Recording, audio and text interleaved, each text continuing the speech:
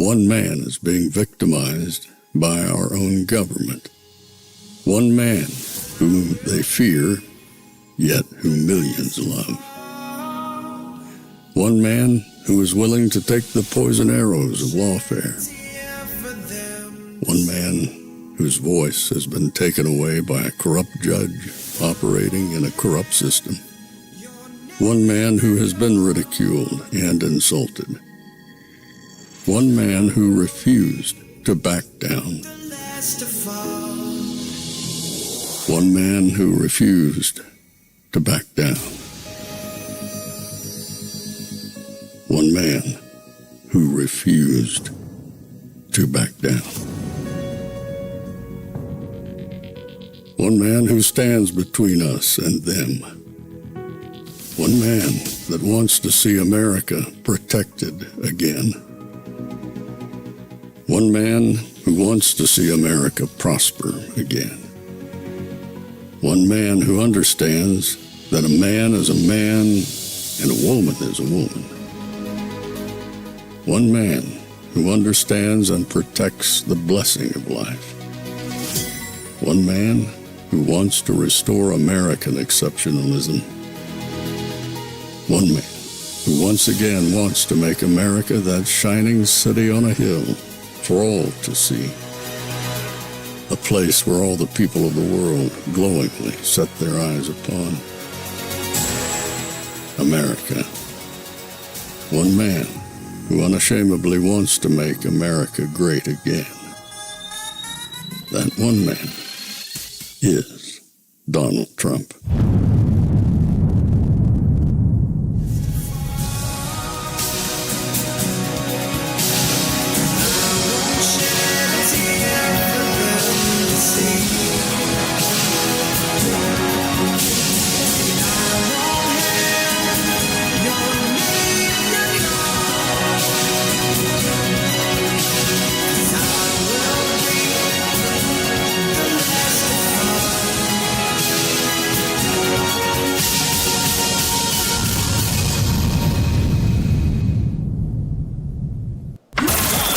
This is Fanfare with Barry Cunningham.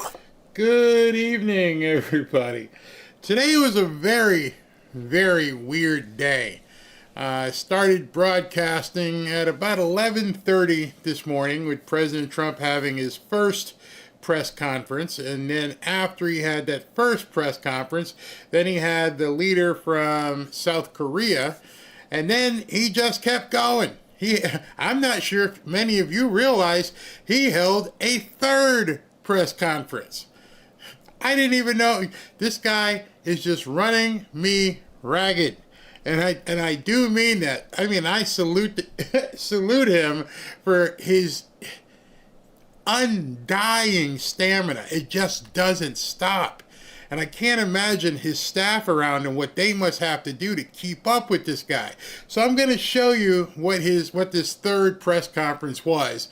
It was actually very touching. If you haven't seen it, he brought in the angel moms and angel families from the people who were killed in Afghanistan, Abbeygate.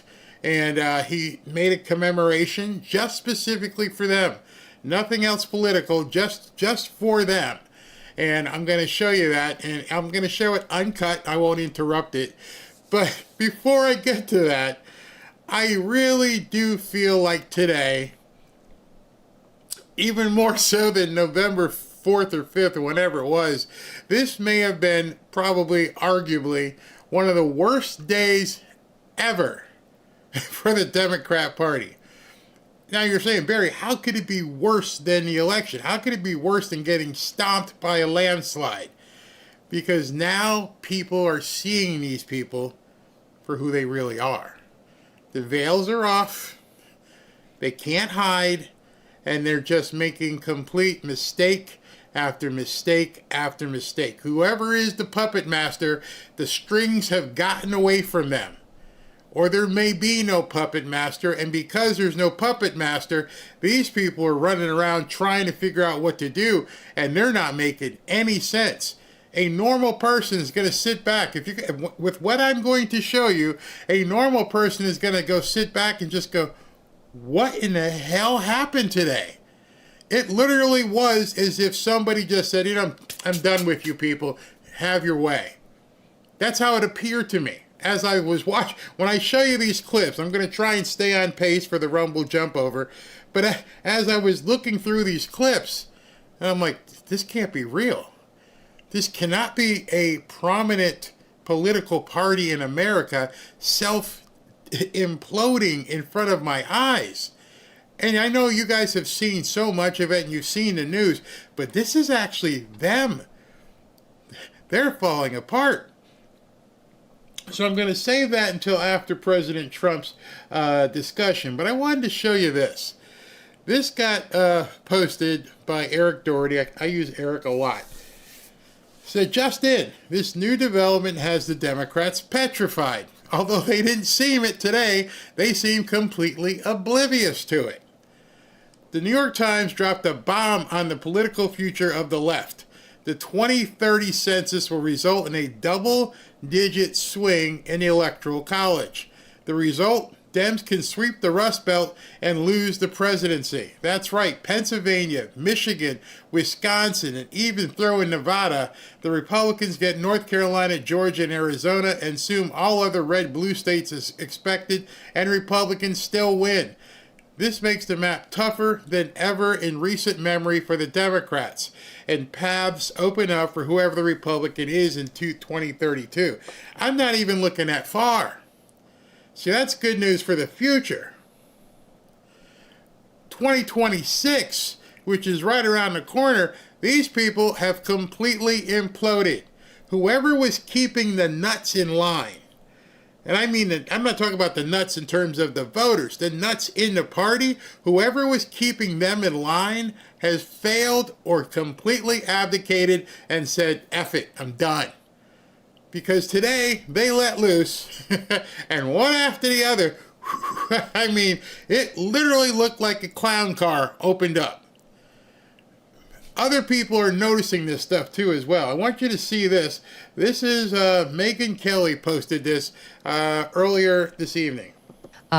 This hit today by Shane Goldmacher with Jonas Smith and is going on about the voter registration crisis that the Democrats are facing. The subhead is, the party is bleeding support beyond the ballot box, according to a new analysis. And the highlights of this thing show as follows. While there are still more Democrats registered nationwide than Republicans, though they point out that's simply because in states like California, you can register by party, whereas in a lot of red states, you can't. So that's even questionable. They say, nonetheless, for the first time since 2018, more new voters nationwide chose to be Republicans than Democrats last year. Of the 30 states that track voter registration by political party, Democrats lost ground to Republicans in every single one. And the guys sitting there, two of the three, Mark Halperin and Dan Turrentine, I believe his name is, they just can't believe it. They're like, this is really bad. And Halperin and Dan, they have their wits about them. Mark used to be in the media on MSNBC, and they booted him. And Dan has been a fundraiser for the Democrats. And they're both like, this can't be real. There's no way these people think that they're going to mount any sort of challenge to MAGA. None. And here we are now with the advent of football season coming on.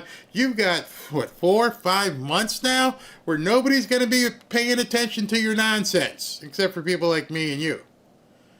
Which is a good thing, probably. And so everybody's going to be enjoying life, and meanwhile, these miserable-ass people just can't dig a hole deep enough, it seems. Continue, Megyn. 2020 and 2024, and often by a lot.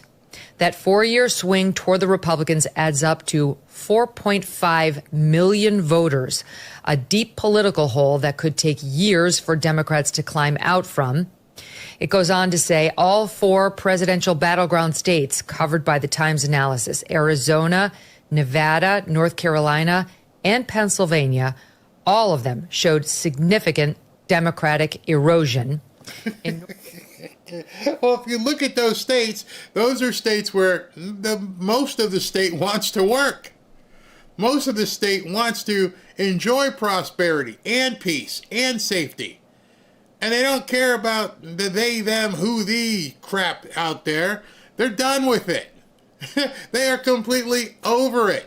Why is my daughter playing sports with this guy? And why is this happening? And why are these new... But the Democrats can't seem... they can't pull up. The nose of this plane, by every estimation, the numbers I showed you yesterday, the New York Times article today, this thing is heading south so fast. They can't pull this plane up, nor do they seem like they're even trying. See, that's the part that I don't understand. We can all see, as Megan is saying here, we can all see the ditch. We can all see, hey man, this thing is going down fast. And most of us, if something like that was happening in our personal life, whether it's your marriage, your business, your kids are out of whack, you're like, we need to self-correct. We need to course correct. We need to fix this. Whereas these people seem to be putting the accelerator down and see how fast they can crash.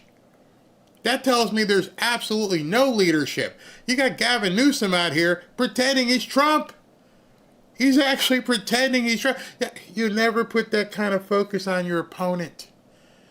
When you're trying to be your opponent, you're acknowledging that he's better than you.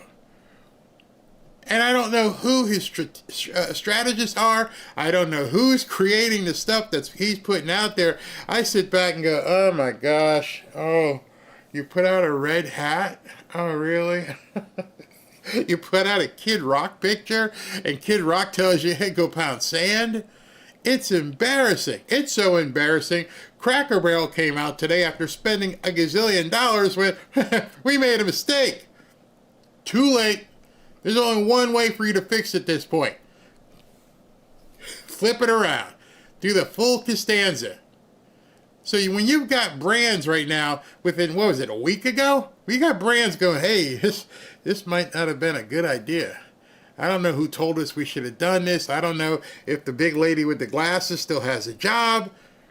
But this wasn't a good idea. Our parking lots were empty yesterday. It was Sunday. We always get the church crowd. And you're sitting there at about 12:30, 12:45, and you're looking for the God Squad, and you're like, the God Squad ain't here. We pissed off that many people? It doesn't take the reports for the CEO on Monday to go, hey, something really happened here. What the hell did you people do?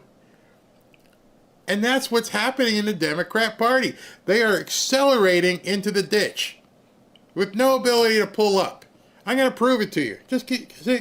We'll get there. North Carolina, Republicans erased roughly 95% of the registration advantage that Democrats held in the fall of 2020. They quote Michael Pruser, who tracks voter registration closely as the director of data science for Decision Desk HQ, an election analysis site, quote, I don't want to say the death cycle of the Democratic Party, but there seems to be no end to this. There is no silver lining. There is no cavalry coming across the hill. That's the death knell. That is agonal breathing. There's no cavalry coming. The New York Times said, wave the white flag. You're dead. You're absolutely dead. You made your deal with the devil. You had to get in there and go with the wokey, crazy wokey, crazy people. And now you're sitting there. Oh, it's not a whole lot of them, is there? No. You sold out thinking that there was a whole lot of these people.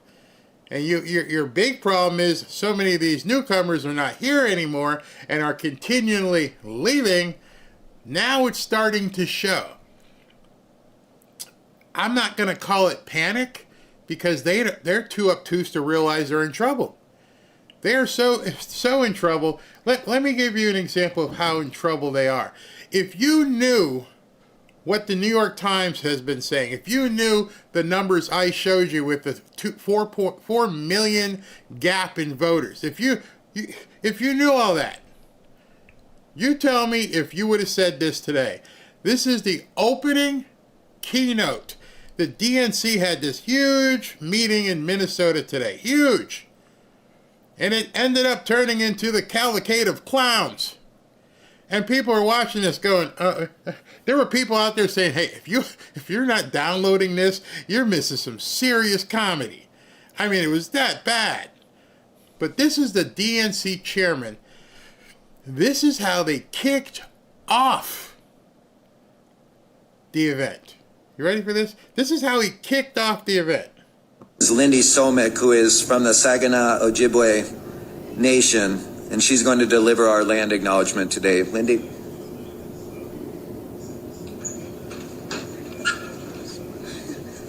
Bonjour, Lindy Somek, Nindichinikas, Amik Saginaw Chippewa Dojaba, Anishinaabe Kwe and Dow. Good morning, DNC members, friends, and relatives. Let's talk about the land for a second. The DNC acknowledges and honors the Dakota Oyate, the Dakota people, who are the original stewards of the lands and waters of Minneapolis. The Dakota cared for the lands, lakes, and the Wakatonka, the Great River, the Mississippi River, for thousands of years before colonization. This land was not claimed or traded. It's a part of a history of broken treaties and promises. And in many ways, we still live in a system built to suppress Indigenous peoples' cultural and spiritual history. As Democrats,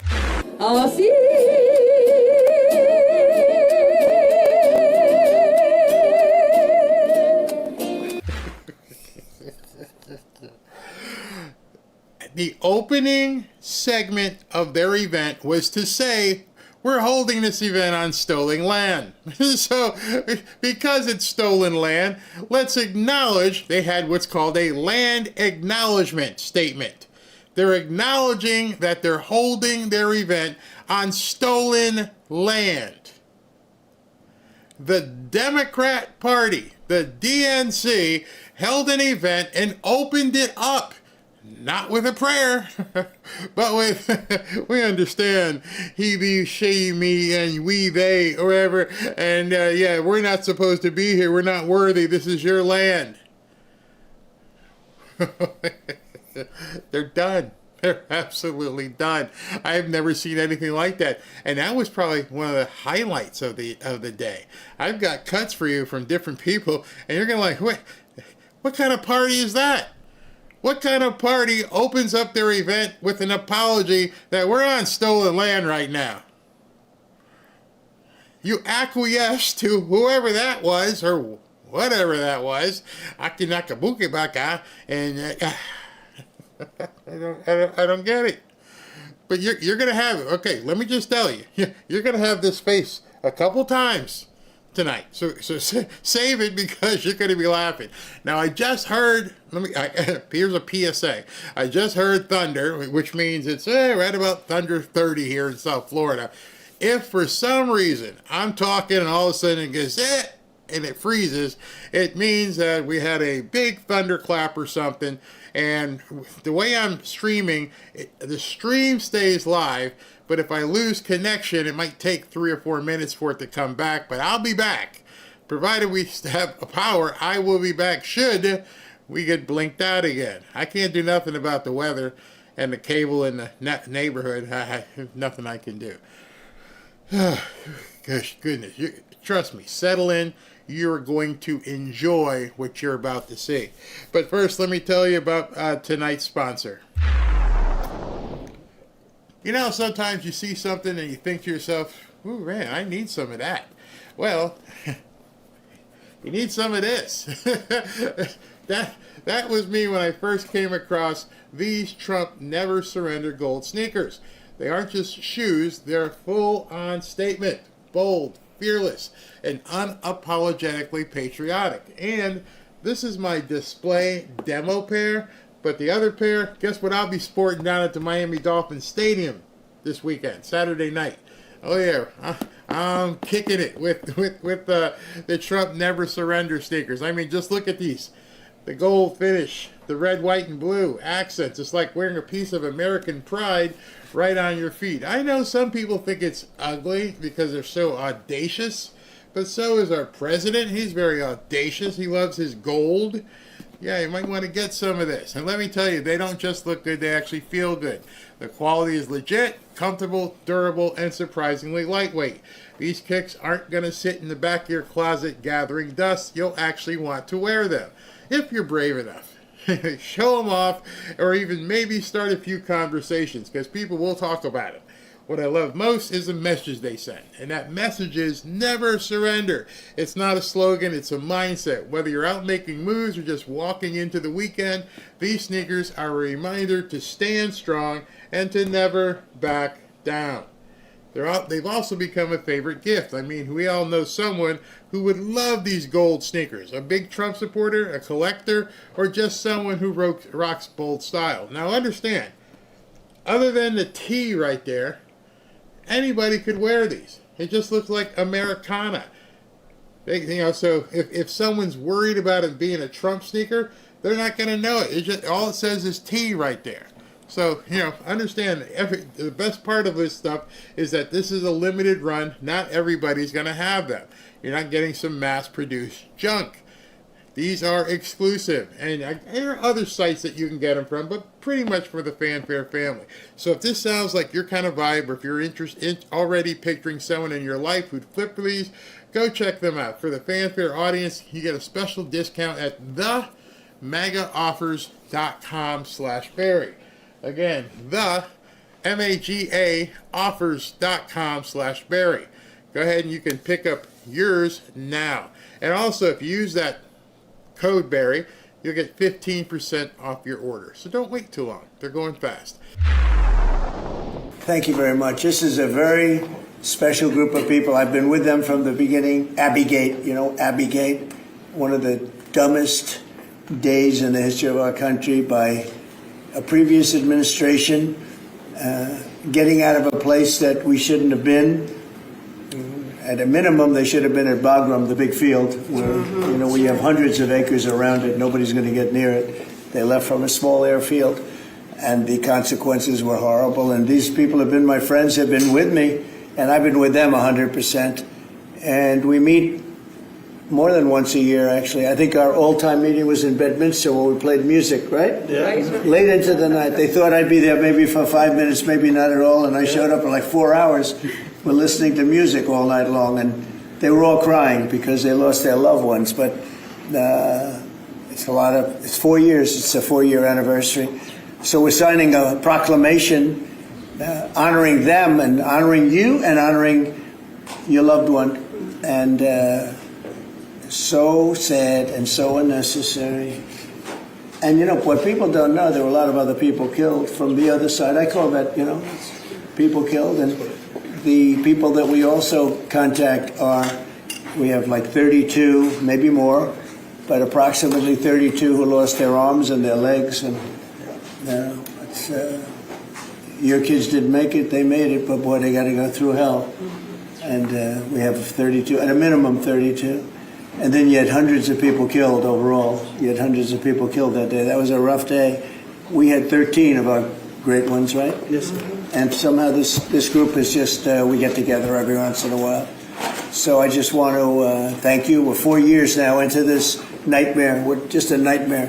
I think that date also helped start the war with Putin and Ukraine, because he saw how incompetent our military was under Biden and under Milley and all these dopey people. And that's not our military. You see what our military is now. We knock the hell out of people if we have to, or we settle because they don't want to play games with us. But I just want to say I'm really honored to be with you again, and we'll be with each other for a long time. And your loved ones are looking down, and they're very proud. This is the new and improved Oval Office. We had an Oval Office, which was still the Oval Office, so I don't want to disrespect it, but now it's very special. You see what's happened, and everyone loves it.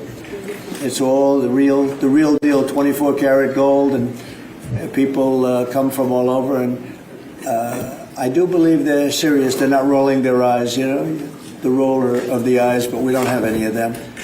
And we brought the pictures up. They were in the vaults. Those are pictures of some of our great presidents, a lot of them, and they were in the vaults for over 100 years in many cases. And they were just there, beautiful pictures, works of art. Lincoln, Washington, Thomas Jefferson, Andrew Jackson. That's Monroe of the Monroe Document. All mostly great presidents. We have a couple of none. You have Benjamin Franklin, not a president, but we figure he'd make the cut. I would say, he discovered electricity, a couple of other things. But we have a lot of great presidents. But think of it, they've been down there. There's George Washington, the big one. They've been down there for, in some cases, much more than 100 years, and we brought them out. I went through the vaults myself. I spent hours down there looking. That's in between Russia, Ukraine, China, all the other stuff. We do it. I want to thank Doug Collins for being here, the secretary, who's done an unbelievable job. Thank you very much. And JD, thank you very much. You've been fantastic. And all of the others. Pete, good. We did a little thing with Pete about Secretary of War today, and it seemed to be well received. We'll do it a couple of more times, and if everyone likes it, we'll make that change, Pete. You'll decide. But I just want to thank everybody for being here. Very special to me. A very special day. 4 years is a very special time, and now it's lightening up, but it'll never be really light.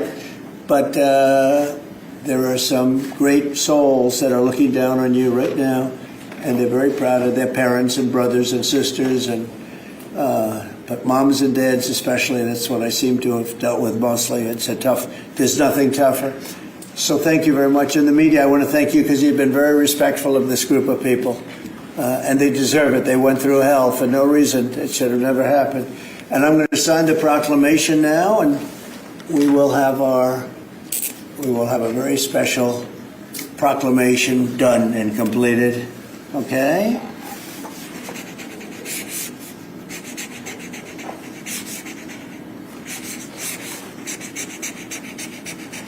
Oh, that's a good one. That's our good one. We rate them. I don't put them under the auto pen. I don't say, here, have the auto pen sign it, right? We don't do that. I don't know how anybody was allowed to do that. They actually weren't. Thank you, sir. Good one, right? You asked a couple of good questions today. It's been very fair, actually. Okay? Do you have any questions on this subject, please? Mr. President? Yes. The Defense Secretary has ordered a review of the Afghanistan withdrawal that is ongoing. I'm curious if you have any update on that review. And then for the families, I know that there was frustration with previous investigations on Capitol Hill. Are you satisfied with the speed of this investigation thus far? Pete, do you want to answer that? Yes, sir. On behalf of this beautiful group, on behalf of these families, on behalf of your loved ones who fought for our nation, America deserves answers as far as what happened in Afghanistan. The military needs to answer for what happened in Afghanistan. So upon the President's direction, immediately we initiated an investigation which showed that there needed an even deeper dive. So Sean Parnell, our Pentagon spokesman, who himself is an Afghanistan veteran, is leading this effort. It's a top priority for us. We're getting access to all documents necessary, why decisions were made, why they weren't made, why certain force protection measures were ignored. Again, there's never been accountability for this. It's something that Joe Biden allowed to happen that never should have happened. Any objective observer knows that's not how you leave a country, and certainly these families know better than anyone else. These families deserve answers. We're going to be honest about it. We're going to get to the bottom of it. Sean Parnell, an Afghanistan vet, is leading it, and we're doing it on behalf of the American people. So I would anticipate middle of 2026. That's how thorough of a review we're doing. Hopefully a little bit sooner, but we're going into everything to get an understanding of what happened. So we remember these great 13 souls, but we also remember the people that were so badly injured, our soldiers, 32 of them approximately. And we're in contact with them always also, but they lost arms and legs, and their faces were blown to pieces, and they're incredible, and they suffer with it. And so we understand that. It should have never happened, should have never been allowed to have happened. And they were in the wrong place. Bagram was the place to be. Big, massive airfield with hundreds of acres surrounding it. Nobody could get near it. And who would not have done that? But we had a bunch of incompetent people running our country. So we are going to talk for a little while. We'll talk about people that I've gotten to know, the sons and daughters and others that died. And there were hundreds of people that died that day, hundreds, many from the other side, needlessly also. They did nothing to hurt anybody. But that was a terrible day, and I think it was the worst day, and in many ways the most embarrassing day in the history of our country. And yet, at the same time, we learned so much that it's, we call it a big lesson. It won't happen again. A thing like that can never be allowed to happen again. Doug, would you like to say something, please? You've been so fantastic at the VA. I appreciate it. Thank you, Mr. President. For these families here, I think you expressed the nation's grief of what happened, and we saw just a tragic mistake that was there. Someone who has been in the military. I was in Iraq and others with Afghanistan. When you saw that withdrawal, but what you've suffered and went through. And for those that you've mentioned, Mr. President, who are injured, who took the VA, the Department of Defense, we're taking care of those folks, and we're going to continue to do so at your direction. But with the families, it's just one of those times. It's a place that never goes away. But I know from this president is he's made a commitment that that memory will not be forgotten, and the cabinet understands that, and our American people understand that because of what you've done. And this is actually our biggest gathering today.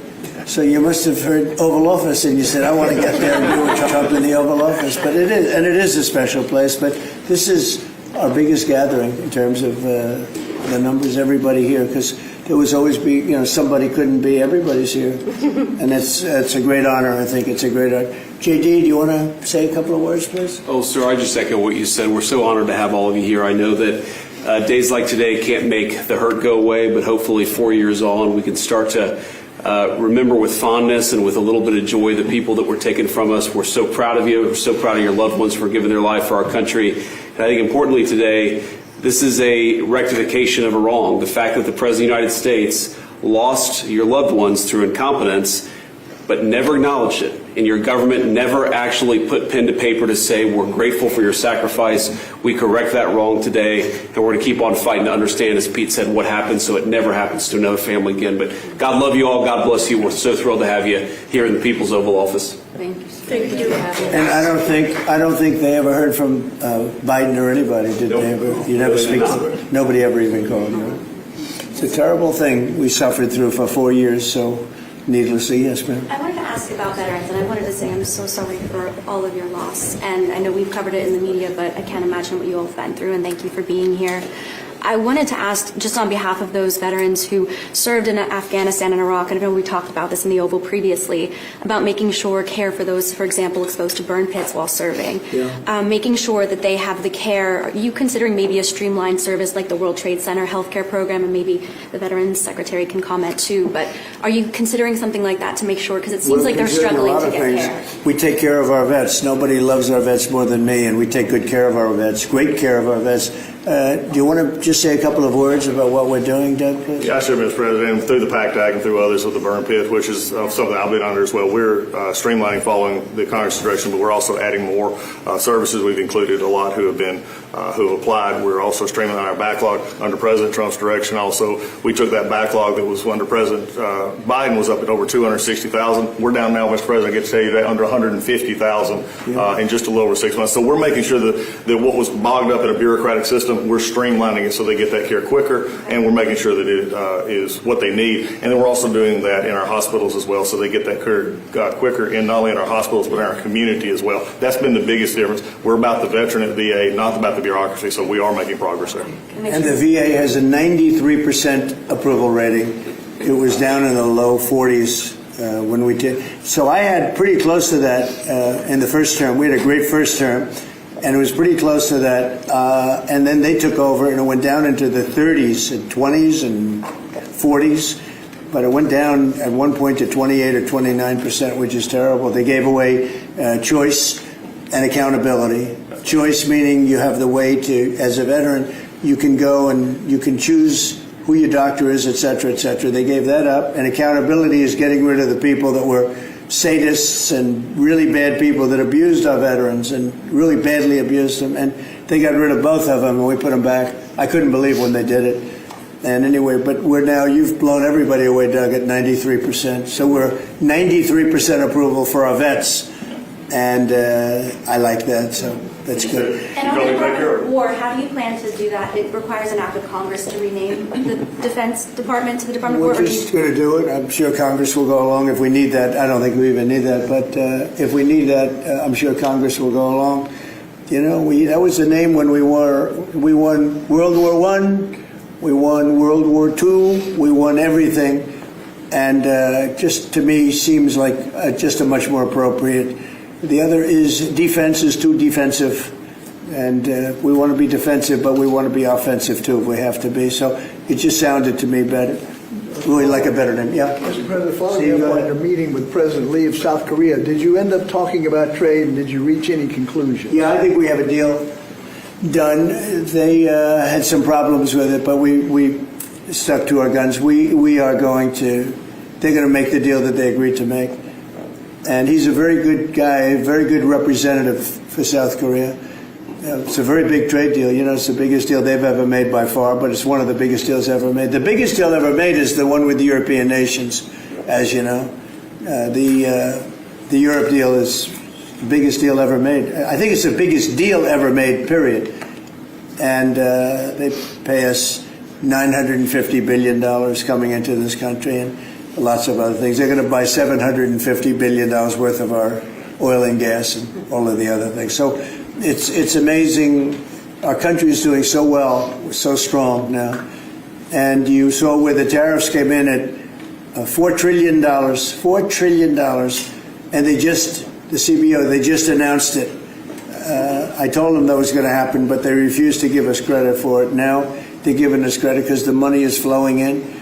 They just found $31 billion that nobody knew where it came from. And I said, check the tariff shelf. And they said, how did you know that's where it came from? Well, we're taking in a lot. Look, we were abused by tariffs for many years. Nobody at this country got it. No president got it until I came along. Nobody got it. We were abused by other countries. Where China, I mean, take a look. That's what they did is essentially what I'm doing, but we're doing it at a better scale. And we're making up for lost time. And we're also making sure a lot of these countries respect us for doing it. They couldn't believe what they got away with. I mean, I told a couple of people, what do you think? He said, one of them, a prime minister, said to me, I can't believe we got away with it so long. Just couldn't believe it. I'll tell you what, Prime Minister Abe, who was great of Japan, who was fortunately assassinated, he used to say, I can't believe we got away with this for so long. You know, they'd send millions of cars in, and we weren't allowed to send one car. They wouldn't accept one car in Japan, and yet they would send millions and millions of cars into our country. No tax, no nothing. So, no, we're just doing the right thing, and it's making our country rich and beautiful, and it's very important. I felt so foolish for years watching this take place. You know, we did it in my first term with China. We took in hundreds of billions of dollars of tariffs. But when COVID came back, we focused on that. We did a really good job, but the whole world suffered with that one. It was a terrible thing. So we couldn't be tariffing countries. And if you looked at what happened to France and Spain and Italy and all, I'm not going to go say, by the way, we want tariffs. So, but now we do say that, and it's tremendous, and we're respected. We're the most respected we've ever been. Thank you very much, everybody. I appreciate it. Thank you. Thank you, Press. Thank you, Press. Thank you, guys. Thank you very much. Thank you. Thank you. Thank you, guys. You see, that's a side of President Trump the media doesn't like to talk about. And obviously, it's not something big he really wants to put out there. That was completely unannounced. I get his schedule every single morning, and there was nothing on the presidential schedule that said he was doing some sort of commemorative proclamation for the families of Abbeygate. That's just him. That's just what he likes to do. And that went off today at about 4 o'clock to, not to use, no pun intended, to little fanfare. There wasn't a whole lot of stuff in the media about it. You look around, you don't see a lot about it, but it means everything to those people. That's the kind of president President Trump is. Now, I had told you guys earlier I was going to pull in Pam Bondi's press conference. She did a press conference earlier today, and I actually got something better than her press conference. Let you know what? It's only like 5 or 6 minutes. I'm not sure how the sound is on this, but let's hear what she had to say before we get to the rest of the show. Hold on, I'm having to pull it across because there's so much dead air in the feed. And let's see, let's get to where they're all lined up. Okay, here we go.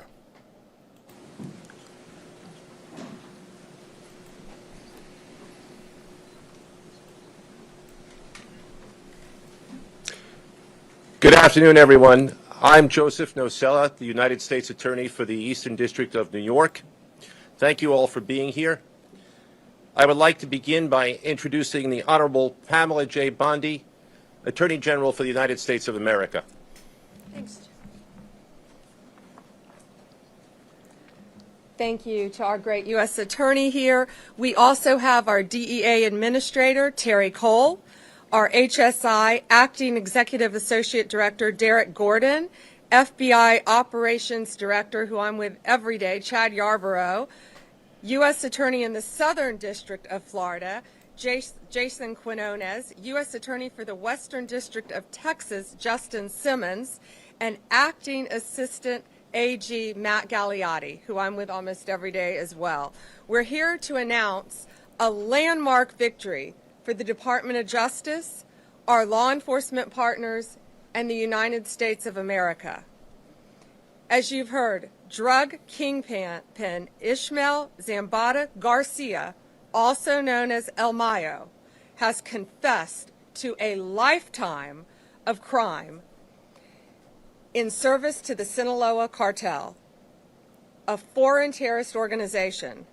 Thanks to the relentless work of our prosecutors and our federal agents, El Mayo will spend the rest of his life behind bars. He will die in a U.S. federal prison where he belongs. His guilty plea brings us one step closer to achieving our goal of elimination of the drug cartels and the transnational criminal organizations throughout this world that are flooding our country with drugs, human traffickers, and homicides. Under President Trump's leadership, the Department of Justice is on the front lines of this fight. We're standing shoulder to shoulder with all of our law enforcement partners to dismantle these narco-terrorists, and that's exactly what they are. They are narco-terrorists. El Mayo was one of the most prolific and powerful drug traffickers in this world. His partner was El Chapo. They were co-founders of the Sinaloa cartel. They brutally murdered multiple people and flooded our country with drugs. Their reign of terror is over. He will never walk free again. Over the last 3 decades, El Mayo and his accomplices made billions of dollars, hundreds of millions each year they were making. Breaking news into the Fanfare news feed. All right. We got some breaking news. I'll go back to Pam Bondi in a second. We have some breaking news. President Trump has fired Lisa Cook. The crooked woman working at the Federal Reserve has gotten the ixnay oxnay. You got to go someplace, but you can't stay here. This is from the White House. Dr. Lisa Cook, pursuant to my authority under Article 3 of the Constitution of the United States and the Federal Reserve Act of, 1913, you are hereby removed from your position as the Board of Governors for the Federal Reserve effective immediately. Bye-bye. Bye, Lisa. And by the way, Pam Bondi's going to have an appointment with you real soon, just so you understand that. Then the rest of this, he just goes basically by it and the book here and just spells out what he's doing. The most important part that you found out is that he has fired Lisa Cook. Lisa Cook is gonzo.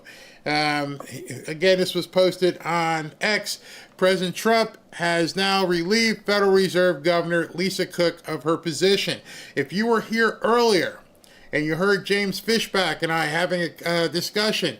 That means that President Trump now has control of the Federal Reserve.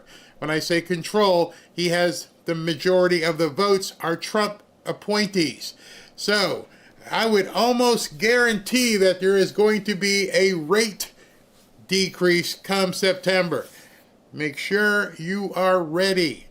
The rocket ship we've been talking about is going to take off. Pam's talking about, you know, they cut a deal with, and what I'm going to show you, you're going to go, oh my God. Okay, so El Chapo's buddy cuts the deal and says, you got me. Just don't execute me. I'll live the rest of my life in a max. He'll still probably run his organization there, but I'm guilty. I'm done. I'm guilty. Usually when that happens, what you've seen television. Hey man, give me something. Give me something so we don't swing you from the gallows. What do you got? Well, I got this. Nah, I need more.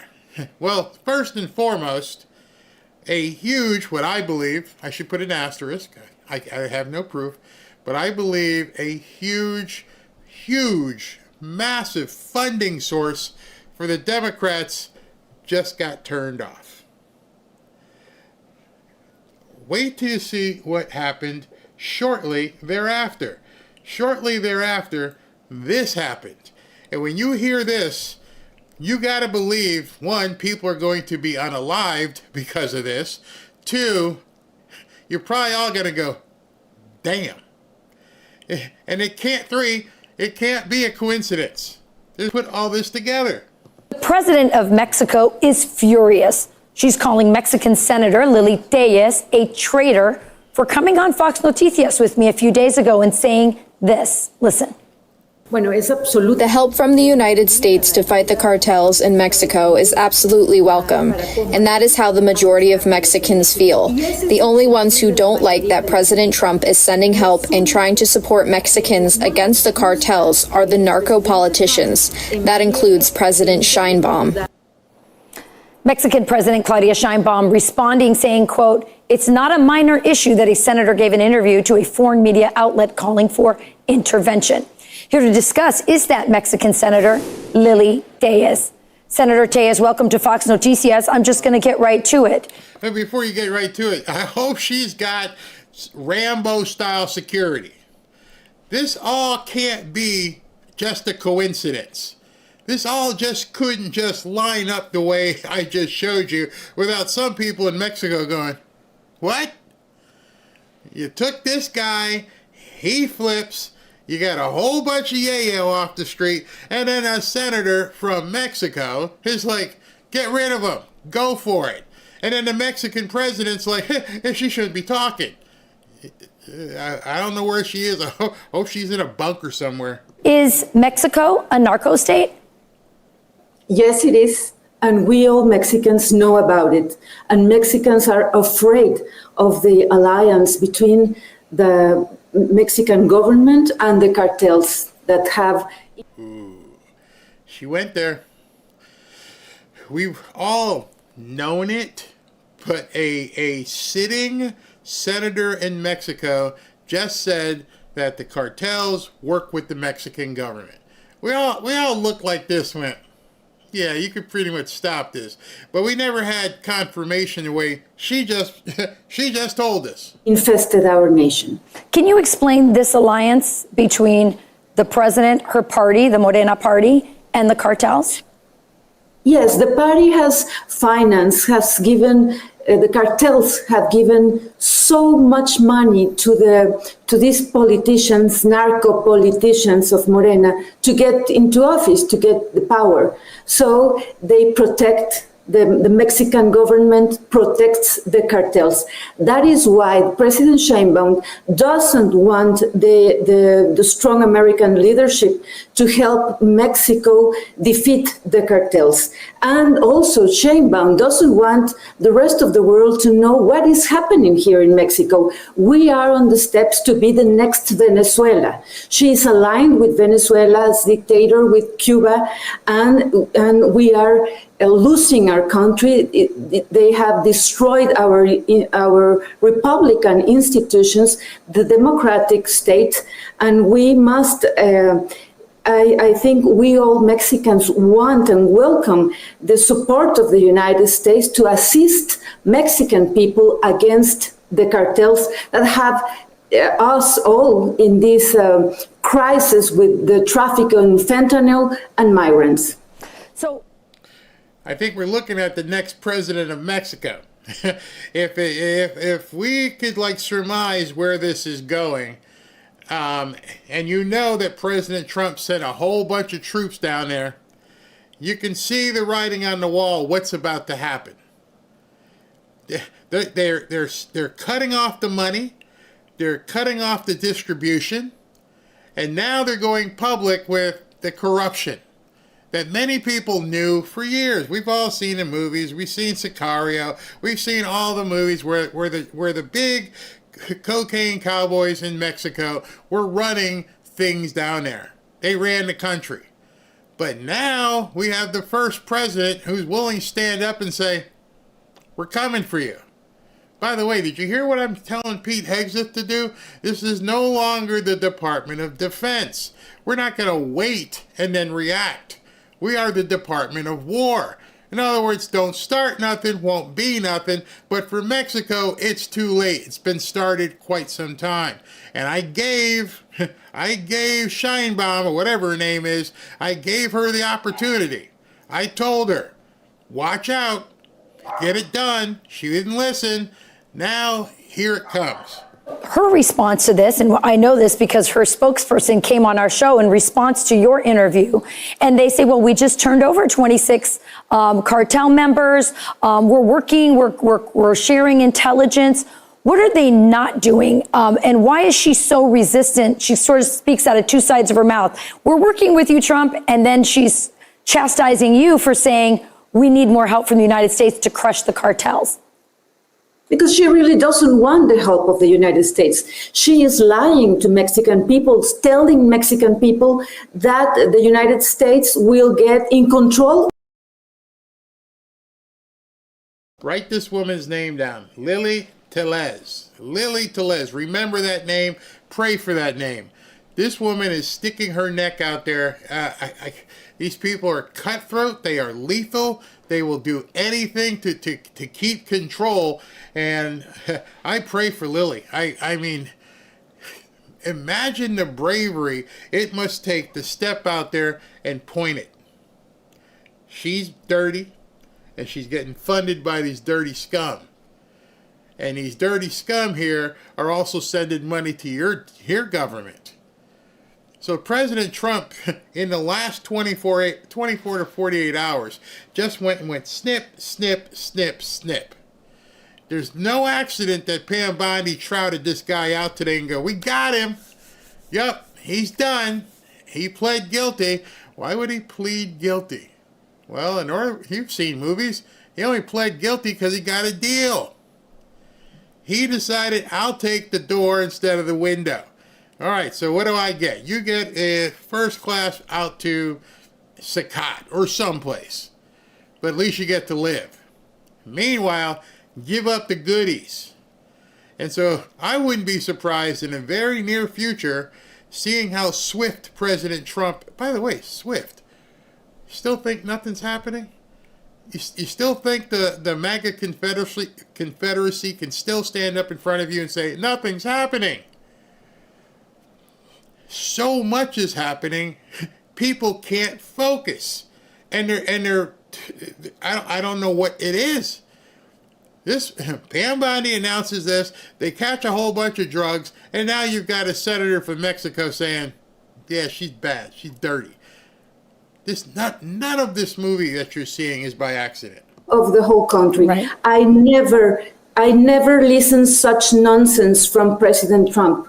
What we have listened is that President Trump wants to help Mexican people against the cartels. Mexican people are suffering. So what they do is very, very little. We have huge narco politicians here in the Senate, in the presidents, governors.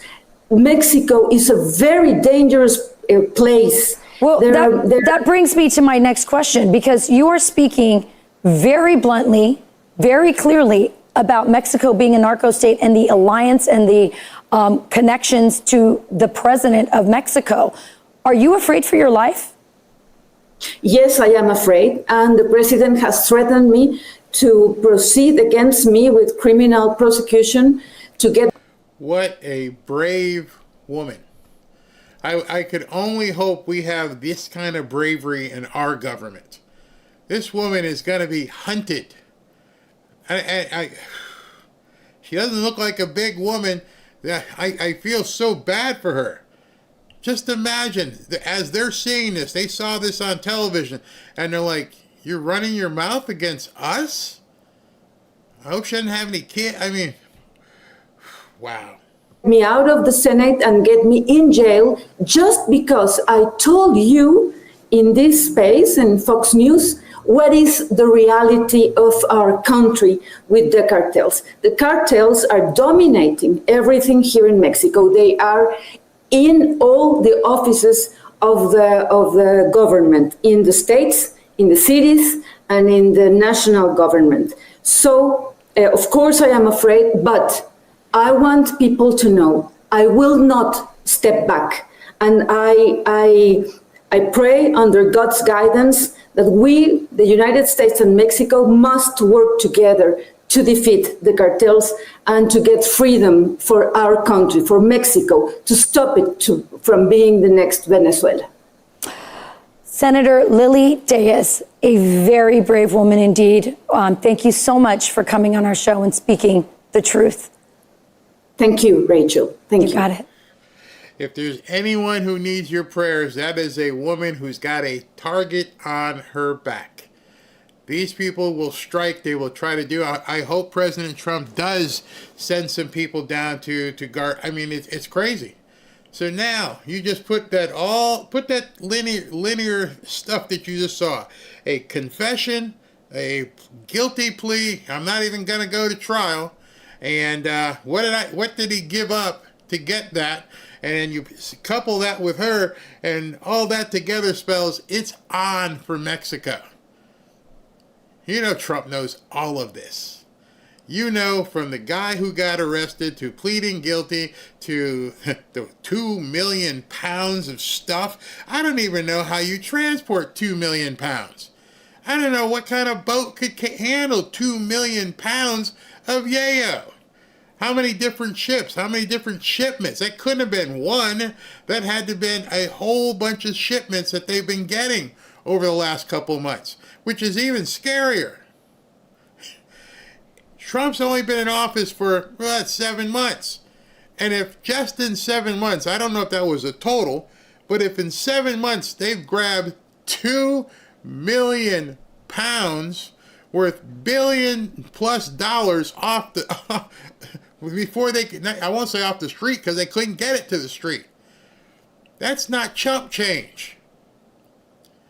Now maybe that's why the Democrats are freaking out. They got USAID cut off, their drug money got cut off, their protection may be cut off. You know, maybe some of these people had the cartel who was working with them. Make sure I'm okay. Nope, all of it's being cut off. They're left naked. Nothing they can do. Wow, wow, wow, wow, wow. Let's listen to a little bit more. Do I have more in Pam here? No, I don't have more with Pam. All right, so that being said, this is getting really, really juicy. So what I'm going to do now is I'm going to jump over to Rumble. I'm going to read the Super Chats, and then we're going to jump over to Rumble. If you guys want to join us on Rumble, because I got a whole bunch of content for you, go ahead and just go to that URL. Keating says the cartels will try to take her out. I bet. Look, Lily should have left Mexico years ago. Yes, cargo ships, but they had first unloaded it on a barge. So a cargo ship can take 2 million pounds? Wow. Somebody had to finger that. Somebody had to say it's on that boat. when you get to that boat, there's a whole bunch of yayo on it. Oh boy, if anyone can expose the level of corruption and the lengths of their evil, it's Trump. Coast Guard, 2-month trips is what they said today. 2 months. 2 months of stuff netted 2 million pounds. I won't ever visit Mexico anymore. I haven't been to Mexico in a long time. Long time. 2,000 pounds equals 1,000 tons. Whew. Wow. The cartels also control California politicians. Yeah, That was probably crazy. Midas is mad at the Dems. My dinner. Somebody got delivered? Yeah, my dinner just got here. Lily is a fighter. She's been speaking since Trump came in. And now she's definitely got crosshairs on her right now. Please pray for that woman. So, stopping U.S. aid started all this. No, I think they've been getting money from the cartels for some time. It just probably became so much worse. They had to depend upon it. And because they had to depend on it, it became kind of crazy. Now, you're a Democrat right now, running for office. Maybe that's why when I earlier said what you're going to see is these people just completely off crazy, is because it seems like the leaders have said, you're on your own. I'm not going to tell you what to do. I don't want to be around you. I got to go take care of my own life. Because I'm going to show you in a second. Oh, boy. No sleep, team. Oh, boy. Breaking: President Trump will be holding a cabinet meeting tomorrow, 11 a.m. Oh, my goodness. See what I'm saying? This guy doesn't sleep. I mean, that means I'll go live if he's playing at 11, I'll go at 10:30 and we'll have some stories to go over and then listen to the cabinet meeting. Oh my goodness. Here's what I thought to myself. I'm like, Self, you got a doctor's appointment in the morning for a checkup. You'll be done early. And then, it's Tuesday, so Caroline Leavitt's probably doing a press conference. So at 1 o'clock, you got all morning. Thank you, Marvin, for ruining my day. and just to think, I started at 11:30 this morning. Actually, I went live at 11:30. I started at 9:30 trying to put stuff together. Trump is indeed Superman. Oh, my goodness. Red Bulls, Barry. Red Bulls. I will be ready. All right, so in order for me to be ready, let me move along here. So, wow, Trump. Damn. I've never seen anything like this. If you guys have seen any president anywhere who's done this kind of stuff, you let me know, because I've never seen it. All right, so get ready. We're going to jump over to Rumble. Let me do super chats if there's anything here. Wow. That's, man, I don't know what's a bigger story. The fact that he just keeps going, or that Mexico is basically stuck with the cartels. And just to let you know, I got a whole bunch of stuff when we jump over. So it's not going to be any short thing. It's going to be probably, just to let you know, it's only 8:30. Y'all got time. We'll be there for probably an hour and a half. All right, so make sure you jump over there. All right, so let's see here. Let me pull up the window so I can talk to you guys. And where am I? Right here. Alrighty. Redeemed Patriots for the Bibles. Thanks, Barry. By the way, the Bible request page is up and working as we're taking more requests if somebody wants one. Just go to, and let me move that banner so you can get to it. Hold on. Go to fanfareshop.org/Bible, and you can request a free Bible. We've been getting them out pretty fluidly right now. We've been doing a lot to get them out. Robin's been working her butt off, as you guys laughed at the evil chair back there. So that's her workstation, and we've been getting them out. By the way, let me just stop. I can't tell you. I always talk to you guys about AI. Well, I use AI myself, and I asked somebody, hey, listen, we need to figure out how we can get this backlog of Bibles put together. What are we going to do? And so the answer was AI. That's how we're doing it. AI now takes the names, sticks them in the shipping thing, prints out the labels, and it then contacts post office to pick them up basically 30, 40 at a time every morning. All AI. We don't have to touch it. It's incredible. All right, so what do we got here? Hold on, what happened there? All right, so Al Phelps, thank you. Amira Roach, skating towards the puck, Barry. We just put an offer on a home that just dropped 15 grand. Got into this new build a year ago on the low end with instant equity. We lived in that house 25 years ago. Awesome, awesome.